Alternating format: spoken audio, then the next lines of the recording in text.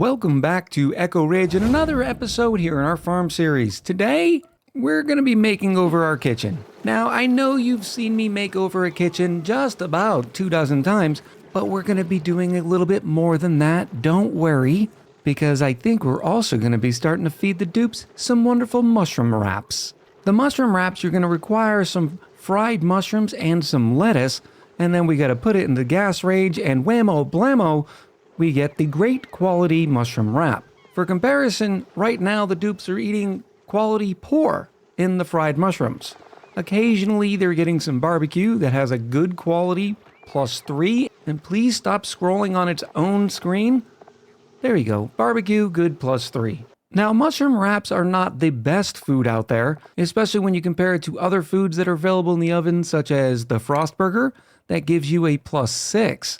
And remember, this quality rating here is not how much morale the duplicants get from eating that food. To find that out, we got to go back into the buggy consumables pane, and we see here a terrible quality, in other words, a 0 quality food, gives you a morale bonus of 0. Whereas barbecue, there it goes again, scrolling on its own, whereas barbecue will give you a +8 morale as a quality 3 food. As another example, the spicy tofu, which is a superb quality 5, gives us a +16 to morale. So the mushroom wraps will fall in between there and will be pretty good in their own right. But before we should start working on all that, we should probably improve our kitchen. Now, our kitchen's somewhat of a unique design compared to what we've done in the past because we're using 2 grills. The reason why we're using 2 grills is for the simple fact that we plan on running eventually a lot of duplicants. 48 in total. And when we're thinking about our auto sweeper, you can see an auto sweeper right here would be able to hit both of the grills, but not necessarily be able to reach down into a deep freezer of sorts. So I was actually thinking about setting up 2 deep freezers. I know, calm down, Echo. I suppose we still are using the egg cracker, getting rid of all of the hatchling eggs that are in excess to what we need, and also all the pip eggs that we don't need. And what I mean by that is the incubators, as a reminder, are set on a higher priority than the egg cracker. So the duplicants will try to fill the incubators first and then bring all the excess down to the egg cracker. And the same goes with the pips, because we decided earlier on we did not want to set up a starvation chamber. Additionally, our current setup here is not really very effective either.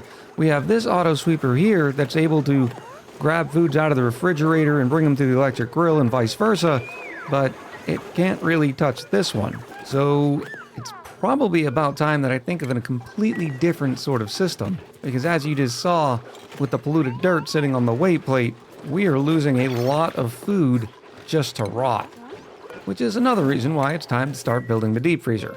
I mean, look at this mess in here. What about if we had sort of 2 kitchens? An oven and a grill on one side and an oven and a grill on the other side. Ah, yes, I think this is the way. And then possibly a rail system that'll take any and all the foods and bring them to refrigerators up here and here. With the idea being that the rail would be small enough and filled often enough to where it would not rot. And then the duplicants wouldn't even need to go to the kitchen to get their ready meal. I also think it might be time to extend the duplicant's breaks. This party line phone has been used 0% of the time in the last 5 cycles. As is this one. This one's been used 1% of the time, and this one 2%. So I suppose we'll give the duplicants the 3rd block of downtime, which will increase them from a downtime morale of +1 to a downtime morale of +2. And for reference, before we get into the higher quality foods, you can see that we're hovering between 20 and 40 on average. So not bad at all, but we like to have our dupes a little bit happier. Because while you've always heard of priority number 1, priority number 2 is surely duplicant happiness. Right now we have about 450,000 calories, but a lot of it would be pretty quick to go off, so I'm not sure if I just want to get rid of everything and start over, because I still think we need to do some cooking. But we can start by getting rid of the second setup, and maybe we have an entire egg cracking room that all of the extra eggs will come down here and then be cracked. And then the completed eggs will be brought over into the primary kitchen, I suppose we also need to start by just looking at some of the recipes in the gas range, just to make sure mushroom wraps are the way. Why I'm building this gas range out of steel, I have no idea. Probably because we have almost 200 tons. So here's our mushroom wrap, and I wish I would have brought this up earlier because it does do a much better job of showing the difference between the quality and the morale bonus. Now, another good thing about the mushroom wrap is not only does it give you the plus 12 morale, but it also gives you the aquatic diet, which will give the duplicants the radiation resistance. I suppose, though, the mushroom quiche, we're already making omelets, and then all we have to do is add some lettuce and fried mushroom, and we get another quality increase for a 16 morale. So maybe we'll do all the mushroom quiches, and then whatever we're lacking in omelets, we'll start making mushroom wraps. I really wish you could prioritize, sort of like how you can do in RimWorld. Like, hey, make all the mushroom quiches you can, and then start making some mushroom wraps. Now, the assumption is all the duplicants are eating all of the omelets before they eat the fried mushrooms anyways, because the omelets are at qualities 2 and the fried mushrooms are at quality 1. So that could be the reason why we're sitting only at 6,000 calories worth of omelets. And this is not to take away from the fact we're also going to be making surf and turf because we have all the sandy crabs and the pacu giving us cooked seafood, plus all the animals that end up dying turn into barbecue anyways, such as the plug slugs when they reach their end of life, and all the drecos. So it's going to be a regular smorgasbord. In the meantime, I'm also doing a little bit of digging, and I'm being somewhat strategic about it. For the simple reason, I want all of this excess water to drop down in here, and that way we can pump it into our system, because slowly but steadily we are making our way towards the space biome. But we do have a lot to do today, so let's go ahead and get started. I'm thinking the electric grill probably needs to push over just a little bit. So we're going to hold off on any cooking. Get rid of this as well. It's a complete makeover. I also need to remind myself what's coming from all of here. And it looks like it's pacu coming from the bottom of the tanks. Look at all that cooked seafood. And we are doing a little bit better on the ores, so I don't see why we can't start hooking up some more of these areas with some automation, because our duplicant labor is not doing the best, even though we are sitting at 28 duplicants. So now when any of these die, all that food's going to get dropped off in the kitchen as well. We'll probably end up rerouting the drop-off point into the deep freezer. As a point of ridiculousness on how bad our previous kitchen setup was, this conveyor loader is set to pick up polluted dirt. Like, we built an entire system just to pick up all the polluted dirt because all that food is turning into rot, and it in turn is being fed to all the wonderful crabs. We're going to select raw shellfish on this conveyor loader, and that's sort of it, because all the other regular poke shells just drop off the molts, and we don't want the molts going to the kitchen. I will be keeping an eye on the calorie count as we do this. I encourage you to do the same at home. It might add some drama to the episode. And hopefully the duplicants won't touch all of our wonderful swamp chart hearts, because I wanted to save those for space. Now, if we are going to design 2 sides to a kitchen with only 1 deep freezer, we need to figure out how far the auto sweeper can reach to make sure it can hit both the oven, the grill, and the deep freezer, which I don't think we're going to have too much of a problem doing. The bigger problem we're going to have is making this whole thing symmetrical, because you know it'll drive me and you nuts if we don't. So this is the center point being 15 tiles, which means the true center is in between a tile. So already that's going to bug us. And I suppose we'll start by just opening up the floor here. Now, I used to vacuum out a spot, or at least make it a vacuum. But to tell you the truth, I don't think you need to. In our last playthrough, we just let carbon dioxide fill up the spot and then make it our wonderful deep freezer. We're also going to put a nice metal tile right here. It'd be nice if we had our nice checkered pattern inside the freezer, so we'll do a little bit of that. And then we also are going to need our conveyor chute, and we'll hook it up with some rails. And I like to extend it a little bit because you never know when you want to bring in rails from the bottom. And you'll already notice that we have a little bit of carbon dioxide in here. Now, it's only 140 grams, and I'd rather that grow up to be at least a kilo and a half. And that way, just in case anything ever does happen to our freezer, we won't have to worry about something like the food turning into a rot pile and polluted dirt, and then eventually turning this tile into polluted oxygen. Now, we're also going to need an Aquatuner setup in order to get this down to below freezing. And the reason why we have to do that, the fridge will help us out a little bit here. If we go down to some of the food, such as the pickled meal, we can see that it is refrigerated and in a sterile atmosphere, which is giving it a total change per cycle rate of minus 0.6%. In other words, it would take this pickled meal about 166 total cycles in order to go stale. Now, this just happens to be because it's pickled meal and has a naturally low spoil rate. But if we go to something like raw egg, for instance, you can see even refrigerated and in a sterile atmosphere, it's changing at 3% per cycle.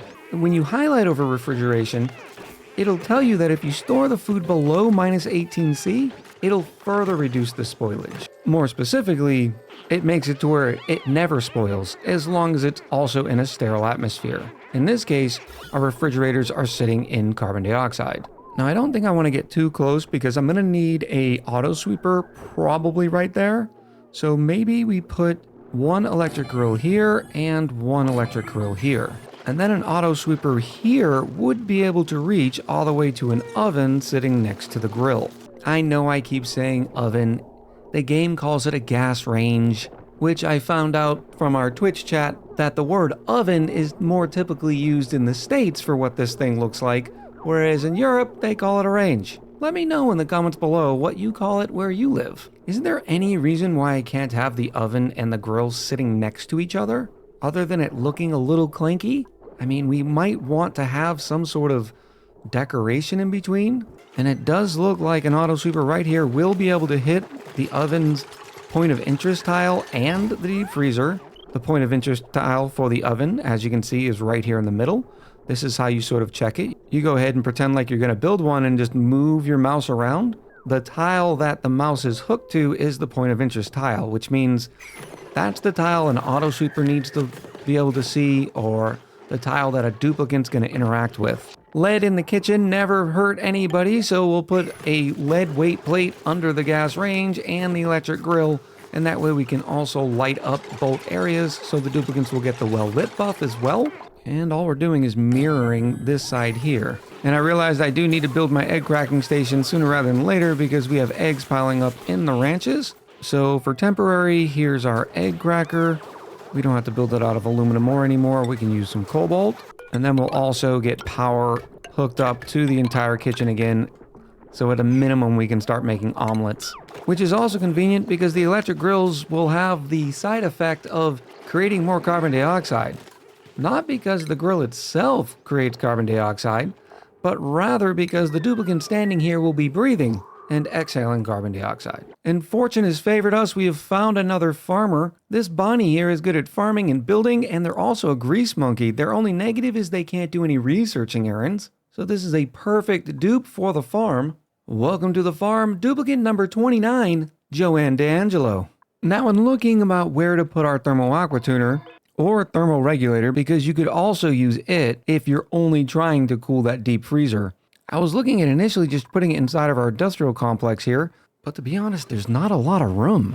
But the line is not too far away. The alternative would be adding another steam turbine and setup over here, but that seems sort of wasteful. Oh no, I completely forgot what eggs we were turning into omelets. There was the hatches and the pips, I think. Hopefully there's no extras. I suppose I could put another thermal Aquatuner up here. That wouldn't be too bad of a run. Or I could just move this smart battery as well. We do have enough room down here. Yeah, let's do that instead. And why is this cut off? Oh, look at that. Our metal refinery's been unpowered. How long has that been happening? Oh, and I can see exactly why. We were using lead wire, and when we made some more glass, the molten glass was landing right here on the lead. So let's upgrade that a little bit to, say, gold. And then we just need to tie in our automation to our new battery location, like this. We will copy the settings onto this one here, and now we can deconstruct this one. Don't worry, we only have 800 kilos worth of lime saved up because of how long it's been since we produced more steel. And yet we're still sitting at 196 tons. And I dare say this actually cleans up the automation a little bit for our petroleum generators. Getting rid of all this excess here. And then by moving this little vent, where should we move it? It originally was put right here. That way it would still fall into these metal tiles. And I'm going to need these 6 tiles for the Aquatuner itself. So I guess we're just going to move it something like this. I'm also going to have to move all of these pipes or at least make some room. And now because we've installed bridges, basically removing about 4 pipes worth of volume, we're gonna have to get rid of some of the coolant, but I cannot look away, because if I look away, the duplicate will spend the next 30 minutes here siphoning out all the coolant. Not gonna do it. I am losing patience. There we go. There's 1 blob, 2 blobs, 3 blobs, and 4 blobs. That should be perfect. And then we'll bring this one in through here into this vent. Change the output of this one just a smidge. And then this output will go right down through here. It's a little janky, but it works out very well. Does anybody remember why this steam turbine is not connected to the same automation as the rest of them? Yeah, I sure don't. So let's go ahead and fix that nonsense. I really hope this isn't a mistake and past Echo didn't say something like, that'll be a future Echo problem that we're about to figure out. And now that all that's left is putting in the thermo Aquatuner. Little bridge action, liquid pipe thermo sensor, automation, and then last but not least, the piping. That will return from here. And I realized I wanted to move my bridge because I'm trying to keep them all consistent so that we can still keep troubleshooting any issues that we have. Input goes through there, and then it comes out that way. To actually chill the freezer, we'll go through the top side here, which of course means we're going to need some more bridges. It's almost like we have too many pipes around here.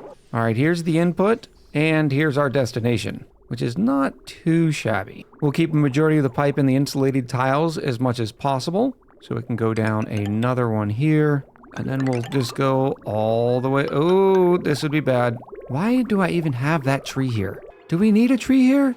I don't think we need a tree here anymore. We're just gonna bulldoze through it. Now, when we finally do get to the deep freezer, we're gonna use our radiant pipes, aluminum, and hit both the tile that has the carbon dioxide and the metal tile underneath it. And then we're gonna return right back the way we came with some more insulated piping. Oh yeah, this is gorgeous. All the way back, and we'll be able to reconnect right back in. That's not too bad of a run, and it saved us from having to build a whole nother system right over here. Lastly, we just gotta hook it up with some power. We already have our spine there, which made this even more convenient. And then finish hooking up the plumbing. Even more bridges, because apparently they make the world go round. And then we just gotta wait for the duplicants to finish all the pipe construction. 29 duplicants. All the suits are working just dandy, and we're still waiting on duplicant labor. And this could be one of the issues. Normally I turn this on a lot earlier in the playthrough, and I had failed to. Under our priority section, if you hit this little gear, there's an enable proximity setting, which basically tells the duplicant, hey, try to accomplish more errands that are close to each other instead of strictly abiding by the priority system. And it could help cut down on travel time. So at long last, we will finally enable it. At the beginning, when your colony is a little simpler, you do not want it on, because you need more of a finite control on what the duplicants are doing.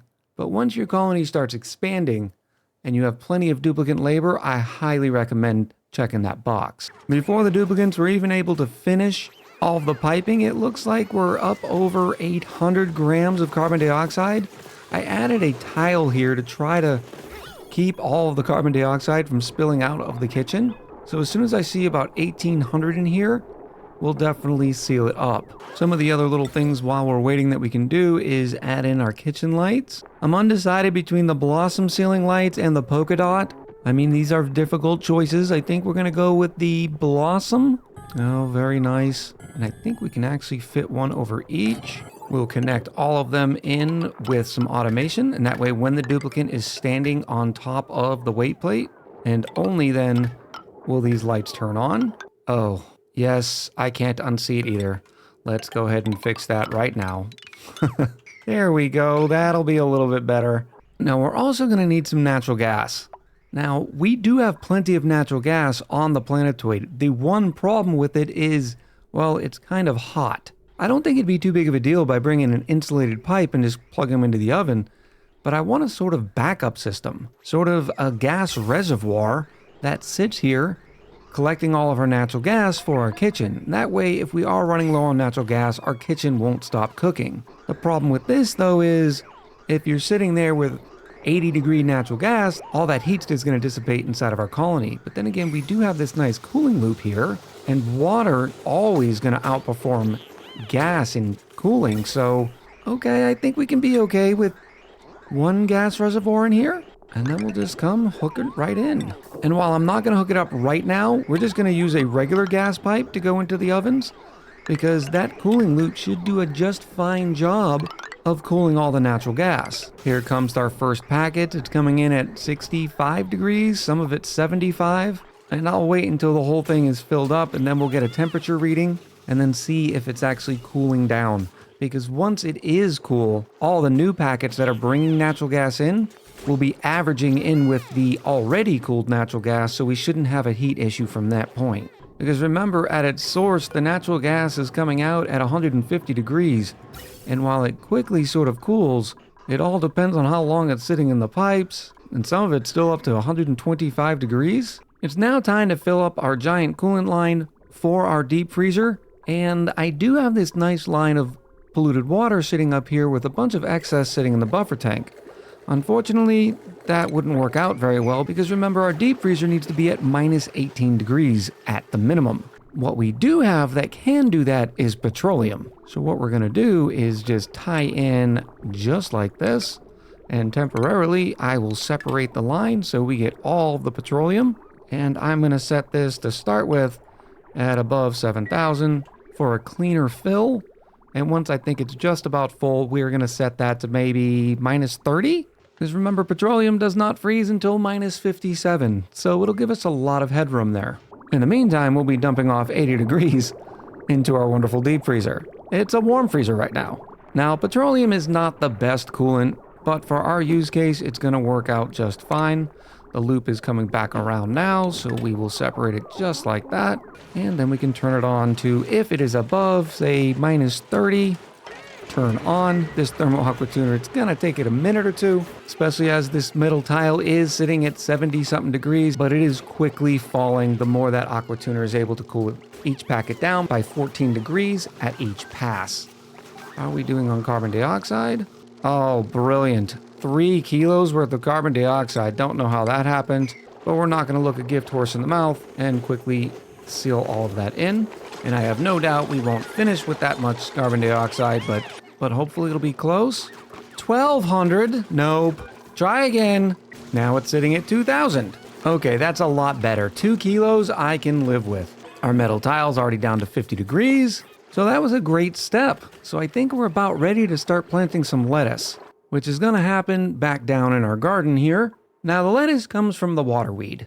The waterweed's an interesting plant because, well, it has to be sitting in a water, saltwater, or brine atmosphere. It also requires bleach stone and salt water. And then after 12 cycles of doing all that stuff, you're going to get 4,800 calories worth of waterweed. Or for the quick math, about 400 calories worth of lettuce per cycle. Now we take a look at our mushroom wrap. It requires 1,600 calories to make one mushroom wrap. Or in other words, 4 plants to make one mushroom wrap per cycle.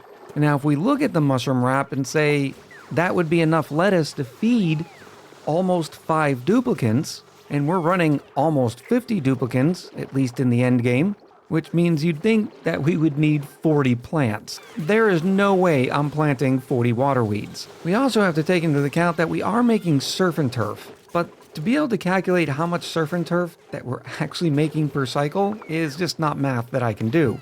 Because it depends on how many Drecos are coming out each time, when they're dying, which I suppose it is feasible because you can sort of figure that this Dreco ranch will give you about 3.5 duplicants worth of barbecue per cycle. Probably about 2 duplicants per cycle worth of barbecue coming from all the plug slugs, considering we're only running 5. And then the often known math, we're getting about 5 duplicants worth of barbecue from all the stone hatches. Because it doesn't matter if you put all of the eggs in an evolution chamber or you just let them grow up and then die, it's still going to be the same amount of meat.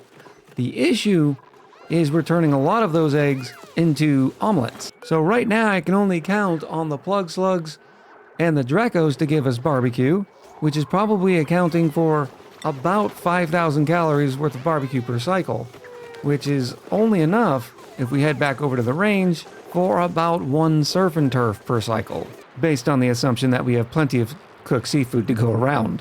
I know that math is a little rough, but as you can see, there's just a lot of inputs for us to figure out the math exactly. Which then begs the question, are we going to be making enough mushroom quiche? I don't know. But because I don't want to do all that math, I think we're just going to YOLO it. In other words, that'll be a future Echo problem. I suppose the smart thing will be eventually putting in a farm station for all of our lettuce and our mushrooms, but for now, I don't have a renewable source of fertilizer. And this episode is about mushroom wraps and quiche and not a fertilizer setup. Now, we do have 10 tons worth of fertilizer, so I suppose it would work for a little while. All right, we'll put them in. Now, these 2 rooms are going to be different.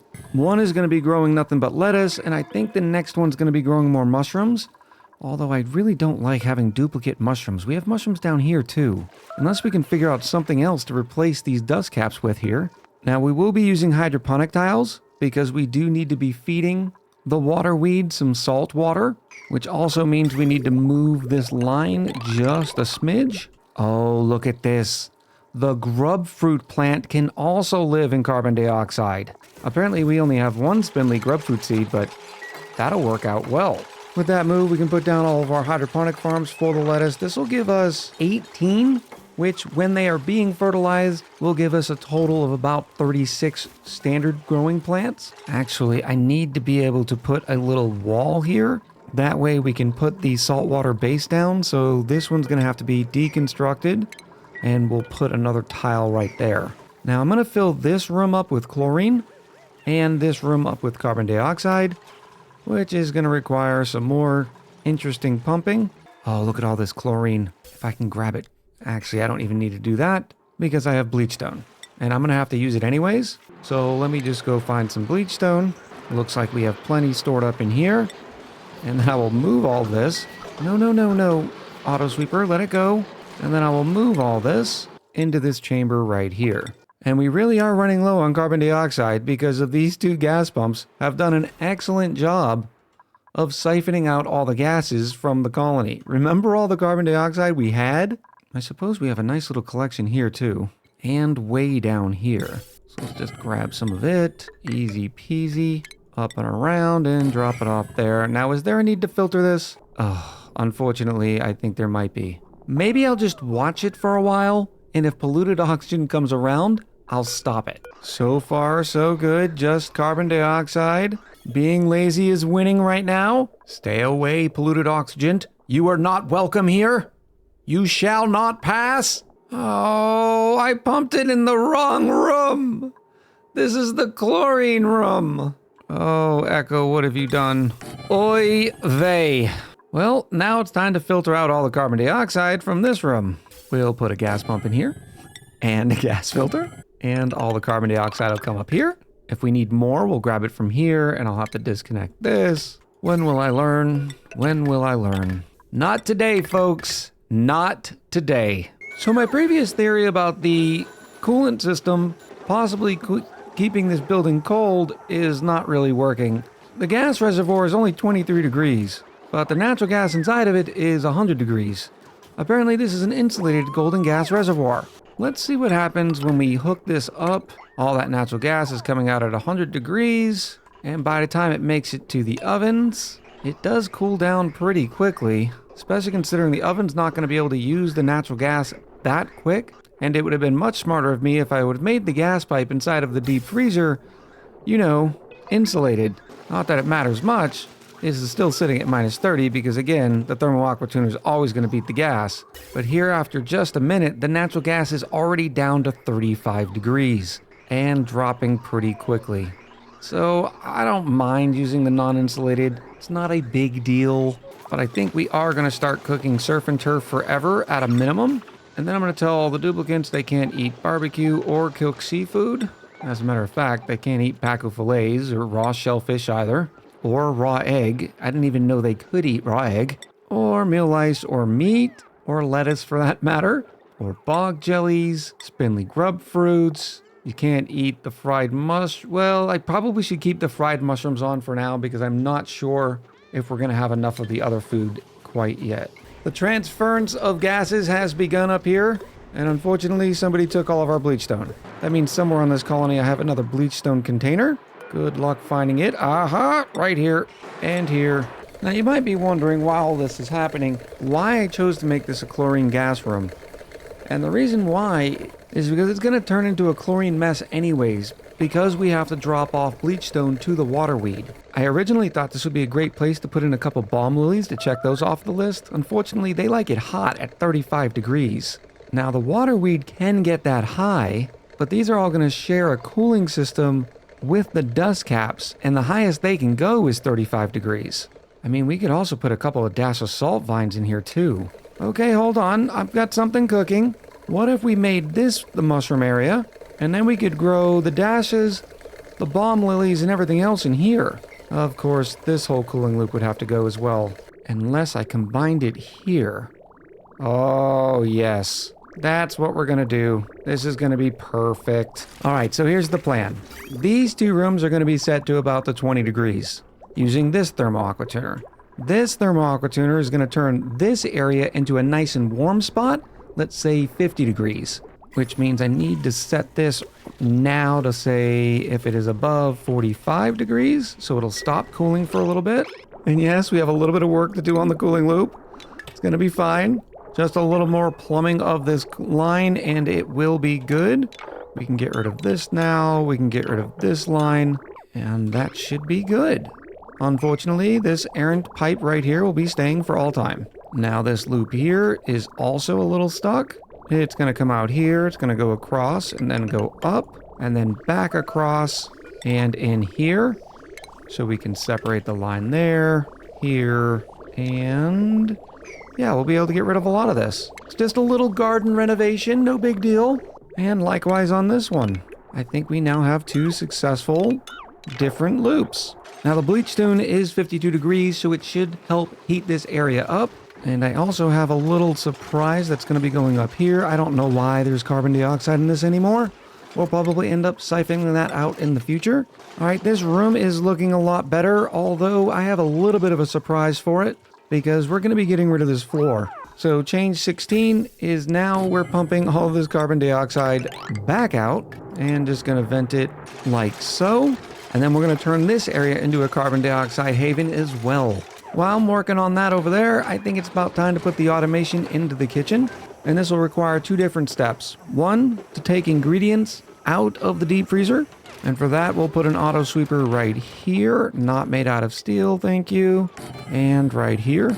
And then one to take all the finished goods and put them back inside of the deep freezer. Now this is going to take a pair because one of them is going to have to be over here. Actually, I might be able to get away with something like this. But the key is these auto sweepers cannot see the conveyor loader that is responsible for loading everything up. So it might be better just to put it off to the side like this. That'll be kind of clean because an auto sweeper here will be able to hit both sides as well. We don't need this tile anymore. And then we'll take a conveyor loader here and a conveyor loader here. Not made out of steel. Please stop defaulting to steel. Thank you very much. And we'll need our rails to go into the freezer. Hook everything up with power. And then I also want a little system here for our egg cracker. Eventually we'll have a conveyor chute that just drops all the eggs down here and the auto sweeper will load it. But for now we're just going to take the completed raw egg and load them and put them directly into the freezer as well. Then all we have to do is select what we want to go into the deep freezer. And I suppose we can just say everything edible.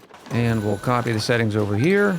Now eventually we'll also have to be dropping ingredients off here because for now the duplicates are the ones responsible for bringing all the ingredients to the electric grill. But ideally all the ingredients should be sitting in the deep freezer as well, such as this pacu filet. And then whenever we have enough pacu filet for the electric grill to use, this auto sweeper will reach in and grab it. It'll be cooked. Then this auto sweeper will be responsible for putting it back in the freezer. And beautifully, because we pre-chilled the freezer, you can see everything is already deep frozen, which means its total change per cycle is now 0%. Now, luckily, this auto sweeper can reach this wonderful conveyor loader. So we're just going to take everything out and all the edibles will be loaded into the deep freezer as well. Now, when you're doing this, you have to be a little bit careful because the duplicates can't get inside the deep freezer. So you need to make sure you have a method for them to be able to, eat So in this case, we're going to use these auto sweepers to load a conveyor loader, say this one right here, and it's going to be responsible for dropping off food. Question is, where are we going to put it? Probably over here, since no one's using these anyways. And to do that, we're just going to have a nice little conveyor receptacle that's going to hold food, an auto sweeper that's going to be responsible for loading a fridge, and ideally this rail system is not going to be very long, and because I don't want to do some weird splitting, I am going to send this through instead of jumping it from there. We're going to come up, it's going to fill up that conveyor loader and then that conveyor loader. And you might be thinking, well, Echo, all this food's going to end up going bad on the rails anyways. No, well, not if you set your refrigerators upright. We're going to set them each to let's say 2 kilos worth of food. And when we do this, we're only going to pick the foods that are going to be coming out of the conveyor receptacle. In this case, we're just going to start with fried mushrooms. I'll copy that there. And then we'll come back to this conveyor loader, say edible, fried mushrooms. And now, yes, there is fried mushrooms sitting on the rail. There's only 2 kilos sitting inside the refrigerator, which plenty of duplicants come and grab that all the time. So the rail is always going to be moving. One important note on this is you have to make sure the conveyor receptacle is at a lower setting than the refrigerator. In this case, we have the conveyor receptacle at a 4 and the refrigerator a 5. And while yes, the fried mushroom sitting in the conveyor receptacle is not frozen or even refrigerated, it's cycled through so often that we shouldn't see much rot. I'm also going to select surf and turf now that I know this whole thing is working. And then on the refrigerators, we also have to say surf and turf. And that way, any surf and turf that is delivered to the conveyor receptacles can also be loaded in the refrigerator. Now, the only thing that would make this just a smidge better is by using some automation, because these conveyor receptacles can hold quite a bit of food. Let me give this a think. My next attempt was using some conveyor shutoffs and some automation that controlled when the conveyor loader was going to deliver food. Unfortunately, this presented a couple of different problems. First, just because the conveyor loader is disabled does not mean that the auto sweeper won't start loading things into the conveyor loader. Disabling the conveyor loader only prevents it from sending things down on the rails. The other issue is the automation for the refrigerator that lets all of the food come across when it is sent on the rails. Well, it fires whenever the refrigerator is not full, which initially, without a filter gate, is anytime somebody gets any food out of it, which is not exactly what we want. But the biggest problem with it is the fact that the conveyor loader will keep storing food. So I think there is one very simple way to fix all of this without overcomplicating this mess even further. Give me a second to deconstruct literally everything I've done in the last 20 minutes. And that entire system was replaced by one refrigerator that we're going to sit right here. We're going to have it say 3 kilos, and we're going to load it with surf and turf and fried mushrooms for now. You may see some eggshells in here, but do not worry, we're going to put a nice little garbage can. These are very convenient to have inside your kitchens. And any eggshells that appear into the freezer will end up getting loaded into here at a priority of 1. And that way the duplicants will still come grab all those eggshells and cart them off to the rock crusher to turn into more lime. Now eventually we may split off all the eggshells off of this rail, but that's a future problem. Back down here, this room is now a vacuum, so I can finally finish off my grand design. And it's going to start with some farm tiles, just like this. There we go, something like that. And I know this place looks like a dumpster fire. Don't worry, we're cleaning it up. I do need to put this tile back and start putting some salt water in here. We're also ready for our water weeds. So we'll copy this all the way over. And now I need to bring some salt water all the way over from this tank here, which is going to require even more plumbing that we just don't have the room for, but it's going to be fine. Now all this is cooled because we went through the painstaking process. As you can see, it's 34 degrees, and then we'll start bringing it all over. Should I really be using igneous rock? No. We have a lot more sedimentary. Sedimentary over here. Oh wow, this is a dumpster fire. And we're just going to ride the bottom of the map all the way over until we get to our nice garden area. And that's going to provide all the salt water our water weeds need. Now they also have to be living in salt water or water, doesn't really matter, but I figure it's fitting for this to be salt. And I think this is enough salt water that they're living in. It really doesn't have to be a lot. It's only 23.5 kilos, so I think that should be good. Now all we're waiting for is that wonderful irrigation, and we'll also need to power this pump right here. And while we wait on that, I figured it'd be time to show you what we're going to be putting in here. And this is our balm lilies on the ups, and then we're going to put some dash of salt vines on the bottoms. Now the dash of salt vines may cause an issue in the future because they actually drink the chlorine to the tune of 6 grams per second, which doesn't sound like a lot, but it can be. Now eventually this whole area is going to be siphoned out. We have 25 milligrams left in here that this one gas pump is trying desperately to get rid of. But once it is, we will have a supply of chlorine that we'll be able to reinforce it with. But the convenient part about all this is the fact that, well, the water weeds also need bleach stone. Well, congratulations, because you're here for an Echo Ridge Gaming first, and the fact that we're going to be using the bleach stone hopper. We're just going to put it right here in our nice and safe chlorine room. Now the bleach stone hopper is going to require gold and salt. Well, lucky for us, we have an infinite supply of gold and an infinite supply of salt coming out of the desalinator, which I think eventually will be a great use for an auto sweeper and a couple of storage tiles. But for now, we're just going to use a smart storage bin to control how often we're running the bleach stone hopper. We're going to click forever on this thing and just make sure that there's always going to be at least 1 ton of bleach stone available for us. Now the bleach stone will keep emitting its chlorine outside of the storage bin, which is great because it'll keep this whole area chlorinated, and the duplicants will have a good source to be able to get bleach stone from to feed the water weeds. All we'll have to do is provide a little bit of automation in the form of a NOT gate. This will be fine here. So whenever the storage bin is full, it'll send out a green signal, which the NOT gate will flip to red, which will turn the bleach stone hopper on and off. To save us a little bit of duplicant labor and loading up the smart storage bin, we will put 1 auto sweeper there. Now what it would take to automate this a little bit further is taking our source of salt from over here and loading it in over here, and then our source of gold, that the closest line we have is sort of right here. Either way, we don't exactly have the ores to make those long runs yet. But another great thing about the bleach stone hopper and this specific setup is it doesn't just produce bleach stone, it also produces sand, which the dash of salt vines require for fertilization. So isn't this a nice sort of circle of life? I don't think this needs to be a farm station though, because we don't need the farmers touch the balm lilies, which will also help keep our fertilizer supplies up until we're in the mood to make a fertilizer station. Now I'm sure I'm going to revise this system in the next couple of episodes, but for now I think it works out pretty good. It's about as close to a self-licking ice cream cone that you can get.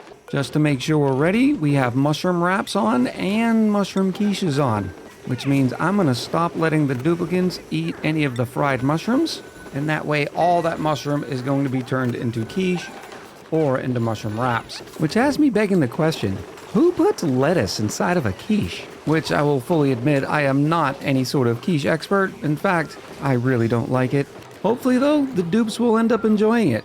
Our refrigerator is now filled with nothing but mushroom quiche, mushroom wraps, and surf and turf, and our calorie count is continuing to go up. Now, whether or not we have enough mushroom wraps and quiche and surf and turf will remain to be seen here in the next 10 to 20 cycles. So let me know in the comments below. Do you think we have enough high-level food to feed all these duplicants? I'm sure we'll find out by the next episode. So until next time, much love, happy gaming, and I'll talk to you soon.